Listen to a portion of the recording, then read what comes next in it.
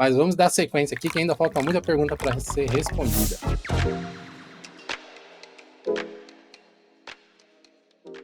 O Ebs mandou aqui para a gente a seguinte pergunta: distribuições estáveis, entre aspas, são potencialmente mais seguras do que o Bleeding Edge?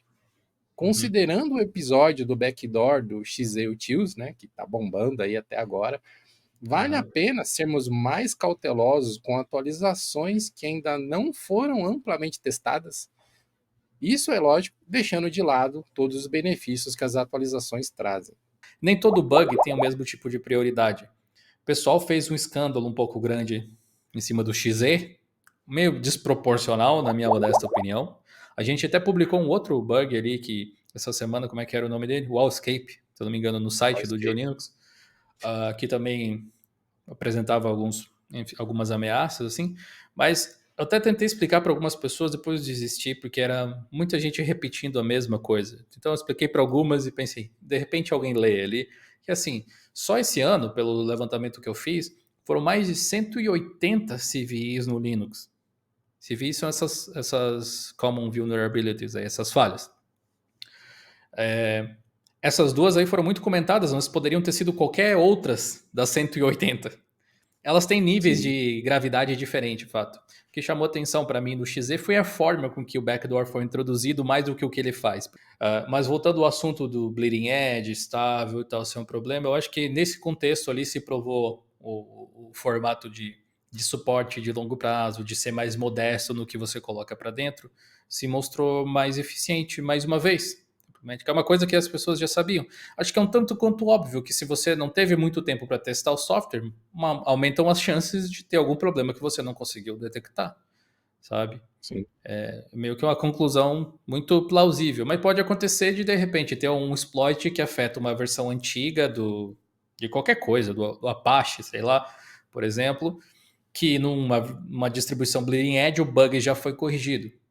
Geralmente, quando esse tipo de coisa acontece, existem patches que são feitos para as versões de longo suporte, se for um bug importante, porque, como eu disse, nem todo bug é importante. Às vezes tem alguma coisa que permite escalar privilégios de root, mas você precisa estar sentado na frente do PC para conseguir exploitar ele.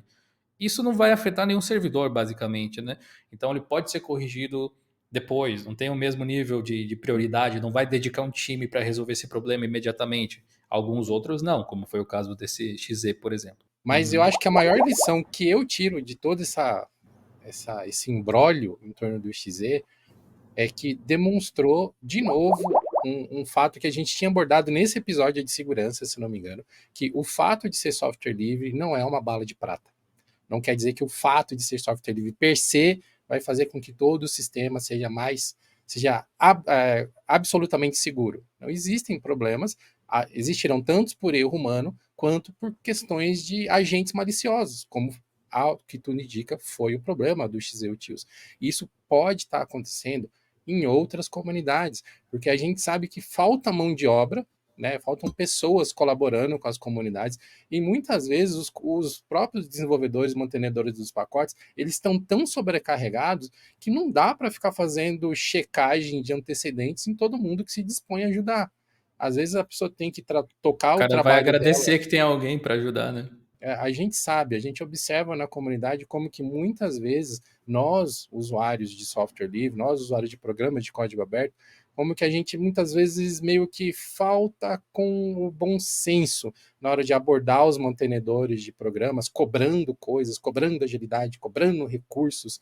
E, gente, são seres humanos dos outros lados. Chega uma hora que as cobranças começam a pesar e abre porta para essas coisas, para pessoas maliciosas querendo tirar proveito, ou para o mantenedor simplesmente não aguentar mais e desistir do projeto ou fazer coisas piores, como a gente já tem um monte de relatos aí também. Então, além da brecha de segurança, tem muitas outras lições que a gente tem que aprender com esse caso do XZ. Teve gente que perguntou no canal, mas você não vai fazer um vídeo sobre isso no GeoLinux, alguma coisa assim? Vocês não vão falar sobre isso? Está querendo esconder que o Linux tem problema?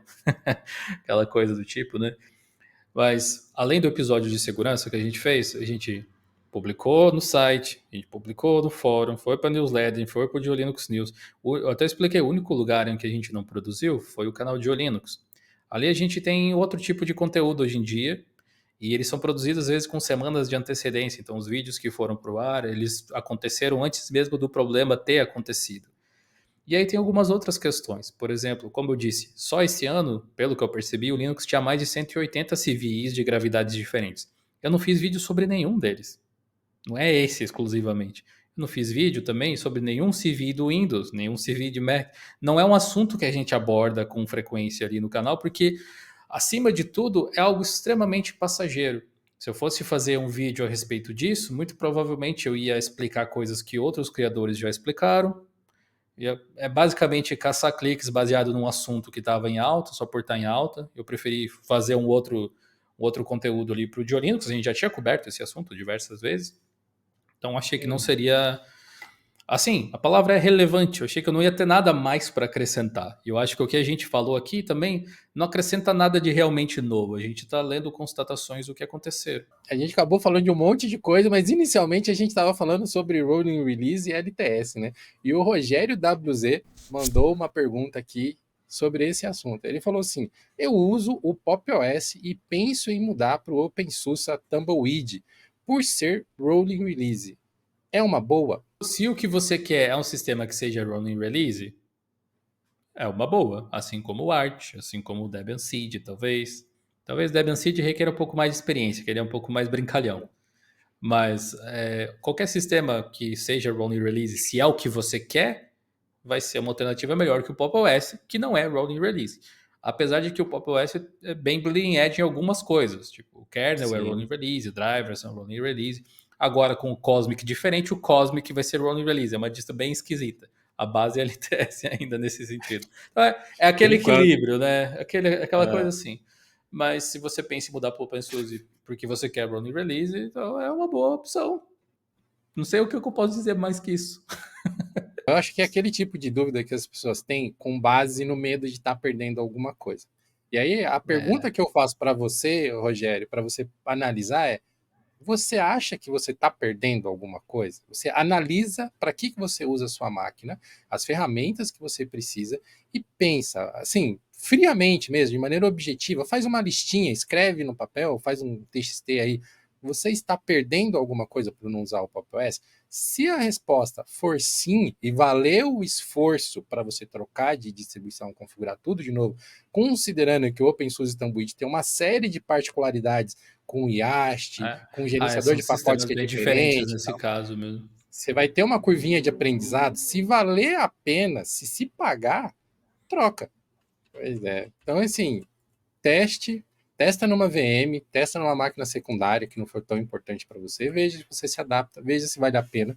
Em termos de tecnologia, é difícil, comparando especificamente o Pop! OS e o Tumbleweed. O Pop! OS tem muitas particularidades. Se fosse um Debian, tipo o que eu uso aqui, é outro esquema, é outra análise.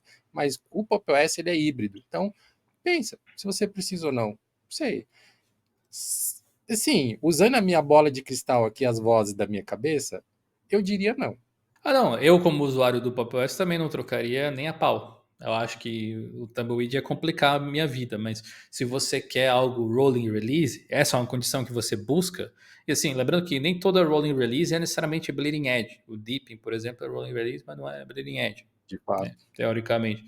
Rolling release só quer dizer que os lançamentos são contínuos. Né? O Arch Linux é rolling release e bleeding edge. Você pode ser as duas coisas ou só uma delas, né? Esse conteúdo que você acabou de assistir faz parte de um episódio do Idiocast e você pode ouvir ele na íntegra no Spotify ou em vídeo completinho aqui no YouTube, clicando nesse card que vai aparecer aqui ao lado.